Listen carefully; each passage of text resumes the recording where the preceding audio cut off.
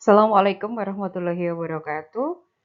Pada presentasi kali ini, saya akan mempresentasikan tentang analisis strategi pada U Armada Group atau PT Mekar Armada Jaya, di mana saya mengambil untuk Departemen Karoseri dengan judul membangun keunggulan kompetitif di industri karoseri Indonesia. Materi ini diizin oleh saya murni dengan nomor NPM 250103 Pendekatan analisis strategis terdiri dari 3 poin utama, yaitu satu, analisis eksternal terdiri dari pastel analisis dan Porter's Five Forces. Yang kedua, analisis internal yang merupakan identifikasi kekuatan dan kelemahan perusahaan terdiri dari tiga yaitu dengan VREO framework, value chain, dan resource based view. Yang ketiga, perumusan strategi, merumuskan arah strategi dan rencana pertumbuhan terdiri dari visi dan misi dari New Armada Group, TOWS matrix atau SWOT, dan growth strategi. Pada analisis yang pertama, eksternal dengan pastel terdiri dari politik. Peluangnya adalah program peremajaan angkutan umum, misalnya Transjakarta atau bus sekolah. Ancamannya adalah apabila perubahan regulasi dan pemerintah itu tiba-tiba aja berubah. Kemudian secara ekonomi, peluangnya adalah peningkatan daya beli yang mendorong permintaan kendaraan komersial. Sedangkan ancamannya adalah kenaikan harga bahan baku dan suku bunga. Hampir semua bahan baku itu dari aluminium dan baja yang sebagian beberapa part itu masih menggunakan produk impor, jadi sangat tergantung pada nilai mata uang asing. Kemudian secara socio-culture, peluangnya adalah permintaan karoseri yang premium dengan fitur yang canggih terkait dengan keamanan dan keamanannya. Kemudian dari sisi teknologi dalam teori Pastel ini, peluangnya adalah mengembangkan karoseri untuk bus listrik dan mengoptimalkan produksi dengan teknologi tinggi. Sedangkan ancamannya adalah persaingan dari produsen yang lebih unggul dalam teknologi otomasi. Kemudian secara lingkungan atau environmental, peluangnya adalah memposisikan diri sebagai karoseri yang memproduksi body base untuk kendaraan listrik atau kendaraan yang ramah lingkungan, minim dari emisi. Sedangkan ancamannya adalah biaya kepatuhan yang tinggi terhadap regulasi lingkungannya. Di sisi legal, peluangnya adalah kepatuhan yang ketat dapat menjadi keunggulan kompetitif. Tapi di sisi lain ada ancamannya, yaitu denda atau penangguhan operasi akibat ketidakpatuhan. Kesimpulan dari pastel analisis ini adalah menunjukkan bahwa industri karoseri Indonesia memiliki peluang signifikan dalam pengembangan produk ramah lingkungan, misalnya bus listrik, dan inovasi teknologi, namun menghadapi ancaman dari fluktuasi ekonomi, perubahan regulasi, dan persaingan teknologi. Kepatuhan terhadap regulasi lingkungan dan hukum dapat menjadi diferensiator kompetitif bagi New Armada Group. Kemudian analisis eksternal kedua dengan menggunakan Porter's Five Forces Analysis, ada dua bagian nantinya, ada di bagian slide ini dan slide selanjutnya, yaitu dengan menggunakan rivalry among excited competitor, persaingan ketat dengan pemain yang besar dalam di dalam negeri sendiri atau domestik yang memiliki reputasi dan bisnis pelanggan yang setia cukup tinggi, di mana Adiputro dan Laksana itu sudah memiliki pelanggan yang cukup banyak dan nama yang cukup mempunyai reputasi yang bagus di Indonesia. Kemudian trade of new entrants, hambatan modal dan teknologi cukup tinggi. Fasilitas untuk stamping tools dan kapasitas produksi yang besar menjadi barrier to entry. Ini dalam kapasitas yang sedang, tetapi New Armada adalah salah satu karoseri yang memiliki khusus unit untuk stamping tools ini. Kemudian daya tarik industri, profitabilitas terkelola dengan persaingan tinggi. Kemudian untuk trade of substitution product or service, solusi alternatif transportasi, yaitu solusi selain kereta api, pesawat, kendaraan pribadi. Namun karoseri bis atau truk memiliki fungsi spesifik yang sulit tergantikan oleh kendaraan di atas. Kemudian di bagian kedua, analisis dengan bargaining power of buyer. Pelanggan utama PO, perusahaan logistik atau BUMN, adalah pembeli terbesar dan sensitif terhadap harga dan kualitas. Poin di sini sangat tinggi. Kemudian bargaining power of supplier, pemasok yang kuat. Namun, New Armada mengelola rantai pasok material sendiri melalui divisi Stamping and Tool. Di sini posisinya sedang. Kemudian daya tarik industrinya adalah profitabilitas terkelola dengan persaingan yang tinggi. Kesimpulan dari daya tarik industri ini, industri memiliki intensitas persaingan dan daya tawar pembeli yang tinggi, namun hambatan masuk dan ancaman substitusi moderat menunjukkan profitabilitas industri yang terkelola dengan baik untuk pemain yang memiliki keunggulan kompetitif. Kita menuju sumber daya inti atau VRAO framework. Pada divisi stamping dan tools, V-nya adalah ya, R-nya adalah ya, I-nya adalah ya, dan O-nya adalah ya. Mengurangi ketergantungan pemasok dan meningkatkan kontrol kualitas atau desain. Kemudian di sisi reputasi merek dan kualitas atau temporary competitive advantage sulit ditiru namun dapat disusul oleh pesaingnya. Kenapa? Karena New Armada itu sudah dikenal sejak tahun 1970-an. Sehingga reputasinya cukup bagus sampai bertahan saat ini hingga tahun 2025, terutama di departemen karoserinya. Kemudian basis pelanggan loyal dan diversifikasi atau temporally competitive advantage memastikan stabilitas pendapatan dari berbagai segmen pasar. Kemudian tenaga kerja yang terampil dan budaya yang berkualitas atau sustainable competitive advantage. Kualitas SDM adalah kunci keberhasilan. Filosofinya adalah kepuasan pelanggan adalah komitmen kami. Kemudian dari sisi penciptaan nilai atau value chain, pengelolaan bahan baku. Pengelolaan bahan baku yang efisien diperkuat oleh kemampuan stamping dan tools internal mengurangi ketergantungan eksternal untuk beberapa komponen. Kemudian proses karoseri itu terintegrasi. Kapasitas produksi itu 525 unit per bulan. Fokus pada efisiensi biaya dan kecepatan tanpa mengorbankan kualitas. Kemudian pengiriman unit jadi.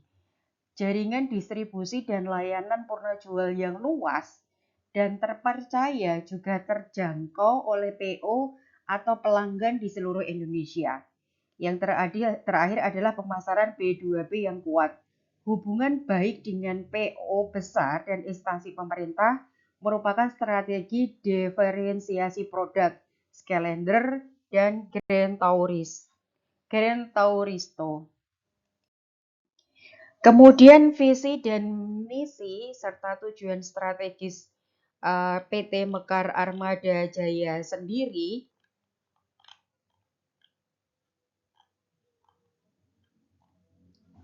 secara visi, New Armada menjadi pembuat karoseri, komponen kendaraan, dan peralatan yang bermutu tinggi secara internasional. Jadi tidak hanya nasional tetapi internasional. Hal ini dikutip dari divisi Stamping and Tools. Kemudian misinya adalah menciptakan kendaraan yang aman, nyaman, dan berkualitas untuk mencapai kepuasan pelanggan, membuat komponen, part, dan tools yang berkualitas tinggi dan global. Yang ketiga adalah mewujudkan kepuasan pelanggan sebagai komitmen utama. Tujuan strategis dari PT Mekar Armada Jaya adalah satu, meningkatkan market share di mana mempertahankan posisi yang dominan di pasar karoseri bus dan meningkatkan pangsa pasar di segmen truk atau kendaraan khusus. Yang kedua adalah efisiensi operasional, mengoptimalkan biaya produksi melalui integrasi vertikal atau stamping and tools. Kemudian inovasi produk menjadi pelopor dalam pengembangan karoseri untuk kendaraan masa depan. Misalnya memproduksi dalam pengembangan bus listrik. Kemudian yang keempat adalah ekspansi global, di mana menjajaki peluang ekspor produk karoseri atau komponen ke pasar internasional. Alternatif strategi yang lain adalah dengan menggunakan SWOT atau TOWS. Untuk strength opportunity-nya menggunakan divisi stamping and tool untuk merancang dan memproduksi komponen karoseri bus listrik yang unik dan efisien. Yang kedua, strategi penetrasi pasar BRT memanfaatkan reputasi merek yang kuat untuk memenangkan proyek pengadaan armada BRT atau transportasi umum modern dari pemerintah dan swasta. Fokus SO, maksudnya fokus strength opportunity-nya adalah ekspansi ke segmen kendaraan masa depan, misalnya kendaraan yang menggunakan tenaga listrik dan proyek transportasi umum modern dengan memanfaatkan keunggulan kompetitif yang berkelanjutan. Sedangkan di sisi strength and trade, strategi pertamanya adalah dengan diferensiasi premium, gunakan keunggulan SDM dan budaya kualitas dan diferensiasi produk premium yang sulit ditiru oleh pesaing dan strategi dengan harga yang cukup rendah. Kemudian strategi kedua pada strength and trade adalah memanfaatkan kemampuan internal yaitu stamping dan tools untuk menekan biaya dan mengurangi dampak kenaikan harga bahan baku dari pemasok eksternal. Fokus strength dan trades ini adalah melindungi posisi pasar melalui diferensiasi produk premium dan efisiensi operasional internal untuk menghadapi pesaing harga dan volatilitas biaya. Kemudian menciptakan ruang pasar baru dengan analisis strategi Blue Ocean atau ERRC. Mengeliminasi atau menonaktifkan karoseri yang low end atau produk-produk yang susah berkembang. Hentikan fokus pada segmen yang hanya mengandalkan harga murah, karena ini adalah arena red ocean atau persaingan harga yang ketat. Kemudian reduce, yaitu meminimalisasi biaya operasional, kurangi biaya komponen dengan memaksimalkan peran divisi stamping and tools dan integrasi vertikal untuk efisiensi. Kemudian menaikkan fitur dan teknologi, meningkatkan investasi R&D untuk desain aerodinamis, keselamatan aktif, pasif, dan kenyamanan premium. Misalnya bus sleeper modern. Kemudian menambah atau meng-create segmen baru dengan menciptakan karoseri untuk bus listrik atau hybrid atau kendaraan khusus cerdas atau smart atau custom utility vehicle yang belum digarap secara maksimal. Strategi pertumbuhan dengan metrik Ansoff. Strategi pertumbuhan dengan metrik Ansoff ini ada 4. Yang pertama adalah market penetration, meningkatkan penjualan produk exciting atau bus dan komponen di pasar domestik Indonesia. Yang kedua adalah product development, diversifikasi produk ke kendaraan listrik dan ramah lingkungan dengan teknologi CAD atau CAM. Yang ketiga market development, yaitu dengan ekspansi ke pasar baru seperti ASEAN, negara-negara terdekat seperti Brunei dan Timur Tengah dengan fokus logistik. Yang keempat adalah diversification, masuk ke bisnis terkait seperti layanan penjualan purna jual digital atau melalui holding perusahaan. Selanjutnya, rekomendasi strategi dan implementasi. Strategi inti kombinasi antara BCG dan Blue Ocean. fokus pada stars dan cash flow BCG sambil menciptakan ruang pasar baru melalui inovasi produk hijau atau Blue Ocean untuk pertumbuhan berkelanjutan. Jadi pada posisinya kita menggunakan BCG Matrix, Blue Ocean, dan Innovation. Prioritas untuk implementasi, satu, ekspansi ekspor, yaitu dengan melakukan penjajakan peluang ekspor produk karoseri atau komponen ke pasar ASEAN dan Timur Tengah. Dua, produk yang ramah lingkungan, pengembangan karoseri bus truk, bus listrik, dan hybrid dengan teknologi CID atau CAM. Yang ketiga, efisiensi operasional dengan mengoptimalkan biaya produksi melalui integrasi vertikal, divisi samping, dan stall. Kerangka implementasi balance score. Satu, secara finansial, ROI, pertumbuhan revenue, dan margin keuntungan, proses internal secara efisiensi produk, kualitas, dan inovasi. Dari sisi pelanggan, diutamakan kepuasan pelanggan, market share, dan retensi. Yang keempat adalah pembelajaran, di mana pengembangan SDM itu penting dan budaya inovasi juga penting dengan semakin majunya teknologi.